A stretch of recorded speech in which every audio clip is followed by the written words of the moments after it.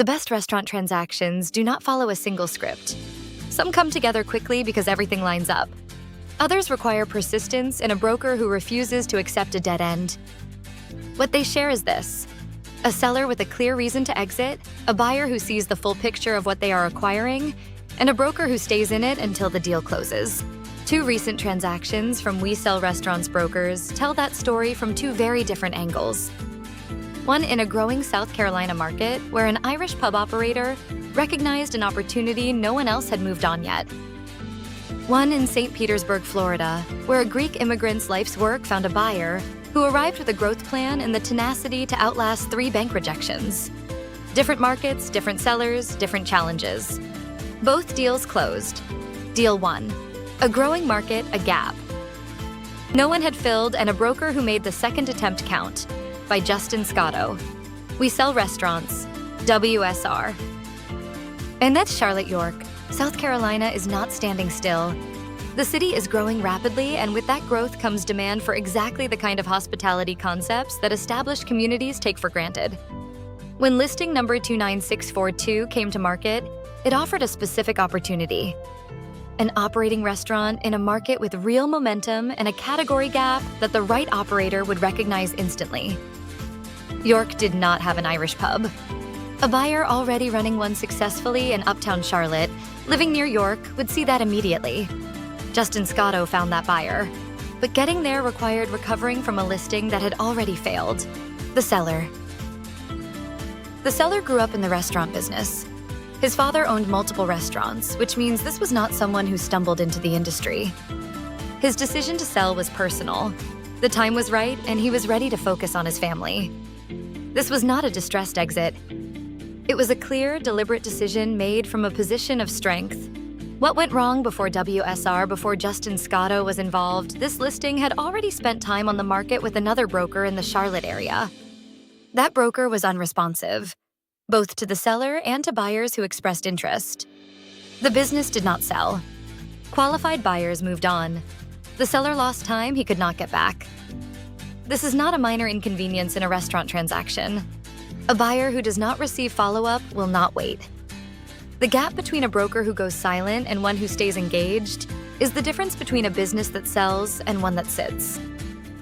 After relisting with We Sell Restaurants, Justin Scotto engaged immediately, communicated consistently, and brought a qualified buyer to the table. Both the seller and the buyer noted afterward that the experience with WSR had been a genuinely positive one. The deal closed. The buyer. The buyer was an established Irish pub operator with a proven track record in uptown Charlotte. He lives near York and knows the market. York had no Irish pub, giving a first-mover advantage to an operator who already runs that concept successfully elsewhere. His proximity meant he could be present and hands-on from day one, and stepping into an existing operation gave him a foundation to build from, rather than a build-out from scratch. This was not a speculative bet on an unfamiliar concept. It was a calculated expansion into a growing market he already lived in, executing a model he had already proven he could run. Deal 2. 3 bank denials, 1 broker who would not quit, and a Greek immigrant's life. Work in Good Hands by Robin Gagnon. We Sell Restaurants, WSR FL Daytona. When a restaurant built from scratch by an immigrant entrepreneur comes to market, it carries something most newer concepts cannot offer: authenticity, community roots, and operational history that only comes from years of genuine ownership. Listing number 34381 in St. Petersburg, Florida, was that kind of business. Getting it to closing required navigating a financing process that tested everyone's patience. It closed because no one accepted the first, second, or third no as a final answer. The seller. The seller immigrated to the United States from Greece and built this restaurant from the ground up alongside his wife. Starting a restaurant in a new country, without an established network or franchise system, requires resilience, vision, and a willingness to outwork every obstacle in front of you. After building something real in St. Petersburg, he was ready to return to Greece. This was not a distressed exit. It was a deliberate choice by someone who had accomplished what he set out to do. The sale. Robin Gagnon managed this transaction from listing through closing. The buyer she identified was a former franchise restaurant owner who had stepped away from the industry and was looking for the right opportunity to return. St. Petersburg fit his criteria precisely. The location was close to where he lived, and his vision was specific. He acquired it with a plan to grow and expand the concept, not preserve it as is. Getting to closing was not straightforward. The buyer was denied by 3 separate banks. In a transaction where most brokers might have concluded the deal was not fundable and moved on, Robin stayed in it. The transaction was ultimately financed through Preferred Funding Group via unsecured lending. The closing happened because no one accepted the first, second, or third no as a final answer: the buyer. The new owner's decision came down to 3 factors: a location close to home, a concept with authentic roots and an established customer base, and a clear growth vision that made the acquisition a starting point rather than a destination.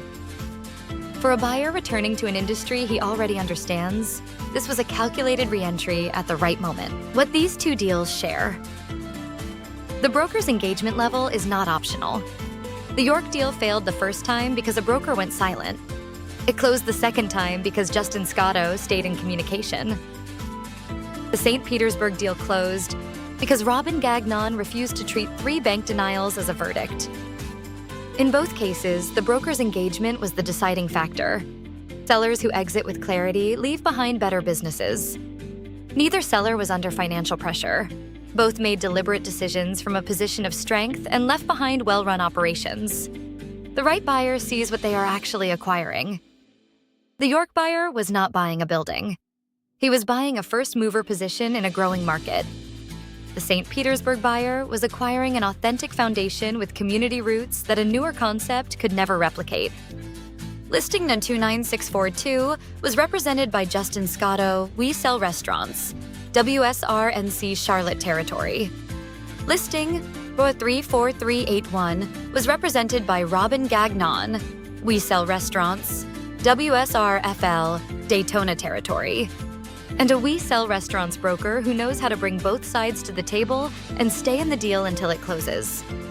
If you are thinking about selling your restaurant or ready to take the first step toward buying one, the conversation starts at WeSellRestaurants.com or call us at 1-88-814-8226.